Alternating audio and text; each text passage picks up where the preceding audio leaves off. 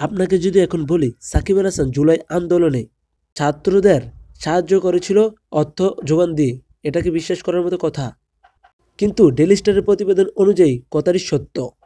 Daily স্টারের প্রতিবেদন অনুযায়ী শেখ হাসিনার বিরুদ্ধে জুলাই আন্দোলনে অর্থ যোগান দিয়েছে 6 জন।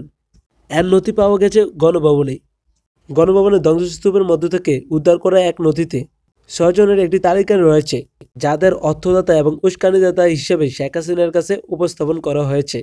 তালিকায় থাকা 2 ব্যাংক প্রধান ও এক ব্যবসায়ী ও এক ব্যক্তি যে তারেক জিয়ার ঘনিষ্ঠ সহযোগী সহ আরও কয়েকজনের নাম আছে। কিন্তু অবাক করা বিষয় হলো সেখানে সাকিব আল হাসানের নামও আছে লাল কালি দিয়ে লেখা।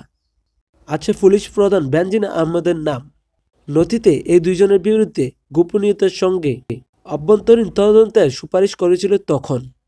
খবরটি আজ ডেইলি স্টারে প্রকাশিত হয়েছে। ছাত্র আন্দোলনের পর সাকিব আল হাসান আর দেশে আসতে পারেনি। বাংলাদেশের হয়ে সে খেলেছিল, কিন্তু এখন এটাও বন্ধ হয়ে গিয়েছে তার জন্য। চ্যাম্পিয়ন্স ট্রফি দলে তার নাম নেই এবং তার বিরুদ্ধে গ্রেপ্তারি পরোয়ানাও করা হয়ে গিয়েছে। সাকিব নিজের শেষ টেস্ট দেশে এসে খেলতে চেয়েছিলেন। দেশে আসার উদ্দেশ্যে রওনা দিয়েছিলেন, দুবাই এসে পড়েছিল, কিন্তু দুবাই থেকে সে ফিরে যেতে হয়েছিল। খবরটি কতটুকু সত্য তা সময় বলে দিতে পারবে। খেলাধুলার সকল তথ্য পেতে চ্যানেলটি সাবস্ক্রাইব করে পাশে রাখতে পারেন। চ্যানেলটি গুরুত্বপূর্ণ, আশা করি আপনার ভালো লাগবে।